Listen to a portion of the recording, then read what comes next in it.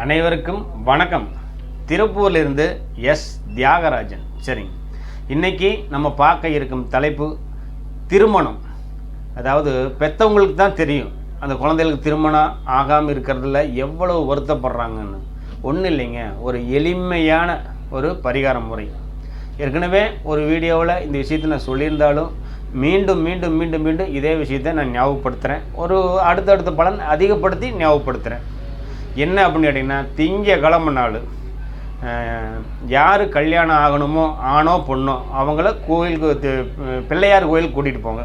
விநாயகர் கோயில் கூட்டிகிட்டு போயிட்டு விநாயகனுக்கு ஒரு அர்ச்சனை பண்ணிவிட்டு, அந்த ஆணோ பொண்ணோ அந்த குழந்தைகளுக்கு ஒரு அர்ச்சனை பண்ணிவிட்டு, வெளியே வந்து 7 தேங்காய் ஈடு தேங்காய் சுரக்காய் அடிச்சு உடைப்பாங்க இல்லைங்களா, அந்த 7 தேங்காய் உடைச்சிருங்க. ஒன்று. ரெண்டாவது வந்து பாருங்கள், அதே வாரம் அதாவது திங்கக்கிழமை உடைக்கிறீங்கன்னா அதே வாரம் வெள்ளிக்கிழமை அன்னைக்கு 7 ஜாக்கெட் பெட்டு, கருப்பு வெள்ளை இல்லாத 7 ஜாக்கெட் பெட்டு, அதுபோக தாலிக்கயிறு, மஞ்சக்கிழங்கு, அந்த மஞ்சத்தூள், சிகப்பு டப்பா 2 இருக்கும்.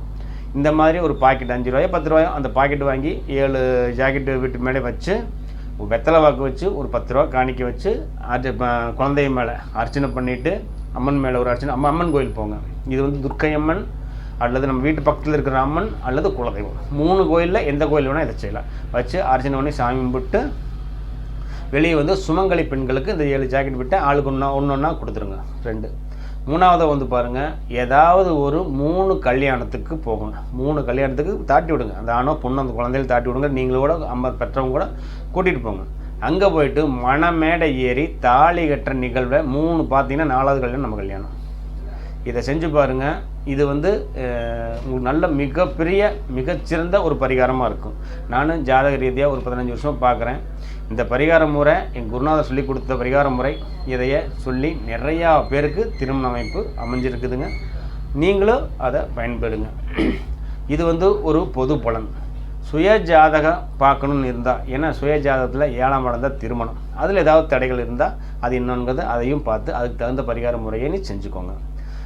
சுய ஜாதகம் பார்க்கணுன்னு எண்ணங்கள் இருந்தால் கீழே இருக்கிற நம்பருக்கு தொடர்பு கொண்டு நீங்கள் உங்கள் ஜாதகம் நீங்கள் பார்த்துக்கலாம். வீடியோ பிடிச்சிருந்தா ஒரு லைக் பண்ணுங்கள், ஒரு ஷேர் பண்ணுங்கள், மறக்காமல் ஒரு சப்ஸ்கிரைப் பண்ணுங்கள். நன்றி நண்பர்களே.